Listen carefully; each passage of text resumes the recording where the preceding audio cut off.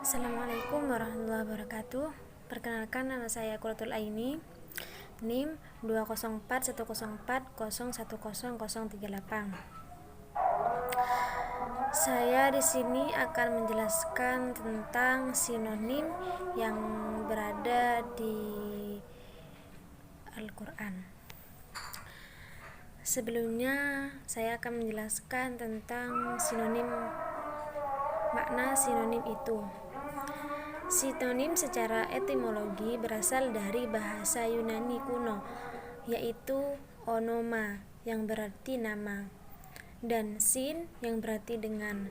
Maka, secara harfiah, kata sinonim adalah nama lain untuk benda atau hal yang mungkin sama. Secara semantik, Verhaar tahun 1978 mendefinisikan sebagai ungkapan atau biasa berupa frase atau kalimat yang maknanya itu kurang lebih sama dengan makna ungkapan lain, seperti kata buruk dan jelek, bunga dan kembang. Itu contoh sinonim yang dua kata.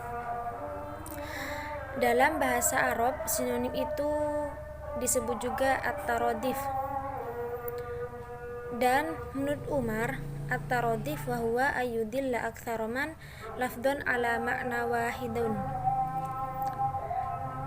Sinonim adalah banyak lafaz tetapi satu arti.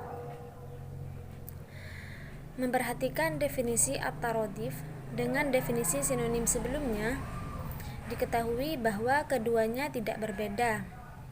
Bahkan dapat dikatakan keduanya bersinonim. Baik, selanjutnya saya akan menganalisis Quran surah An-Nisa ayat 8 yang berbunyi A'udzu billahi minasyaitonir rajim. Bismillahirrahmanirrahim. Wa idza hadaral qismatu ulul qurba wal yatama wal masakin farzuquhum min wa qulu lahu qawlan ma'rufa, yang artinya, apabila saat pembagian warisan itu hadir beberapa kerabat-kerabat, anak yatim, dan orang-orang miskin, berilah kepada mereka sekedarnya dari harta itu, dan ucapkan kepada mereka perkataan yang baik.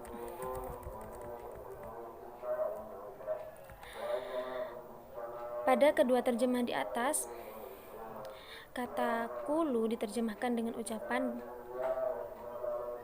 dan perkataan. Jadi,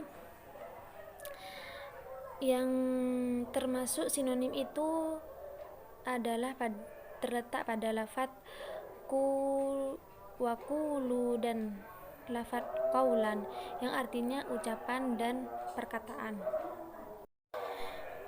Jika dilihat dari segi ilmu nahwu dan sorof, kata kulu yang pertama itu adalah bentuk jamak dari kata kul, yang merupakan bentuk fi'il amr dari kata qala. Definisi fi'il amr itu sendiri dalam ilmu nahwu adalah kata yang menunjukkan kata perintah, sehingga kata kulu diterjemahkan dengan katakanlah, karena kata perintah dari kata dasar kata atau berkata. Namun dalam ayat di atas, kata kulu menggunakan bentuk jamak dari kata kul karena perintah itu ditunjukkan kepada sanak saudara, anak yatim, dan orang-orang miskin, seperti pada kalimat yang tercantum sebelumnya, yakni ulul qurba wal yatama wal masakin, yang diperintahkan untuk ditujukan untuk yang perintah itu tidak ditujukan kepada satu orang saja, melainkan diperintahkan kepada beberapa orang. Selanjutnya, kata kola yang kedua menggunakan bentuk masdar, sehingga Pada ayat itu kata kola menjadi kaulan. Sedangkan masdar dalam ilmu nahwu itu yang artinya isim mansub yang ada di urutan ketiga dalam tasrif fi'il. Masdar itu juga disebut lafadz yang menunjukkan perbuatan yang bebas dari makna zaman, seperti menyimpan huruf-huruf fiilnya secara lafadz, seperti lafadz alima ilman, atau secara perkiraan seperti qatala qitalan. Nah, masdar itu terjadi dalam 3 fungsi keadaan, yaitu 1. Menguatkan, seperti darabtu darban, yang artinya aku telah memukul dengan pukulan sesungguhnya. Yang kedua, menjelaskan macam atau ragam bentuk, seperti sirtu sayran hasanan, aku telah berjalan malam dengan perjalanan yang indah. Jadi yang dikatakan sinonim ini berjalan dengan perjalanan, seperti itu. Yang ketiga, menjelaskan perhitungan, seperti darabtu darbaini, aku telah memukul dengan 2 pukulan. Berarti pada kata kaulan di atas, menurut penelitian adalah masdar yang berfungsi menjelaskan macam atau ragam bentuk. Berarti ini termasuk yang kedua tadi. Sehingga waqulu lahu qaulan ma'rufa diterjemahkan dengan dan ucapkanlah kepada mereka, sanak, saudara, anak yatim, dan orang miskin perkataan yang baik. Sehingga kaulan itu diterjemahkan dengan perkataan, seperti itu.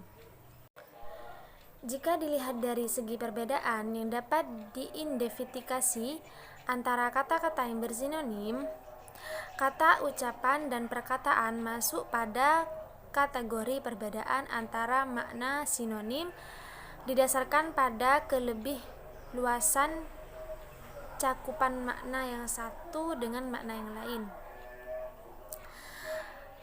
Ucapan itu adalah kata yang diucapkan saja, sedangkan perkataan adalah suatu yang dikatakan dalam bentuk lisan maupun tulisan.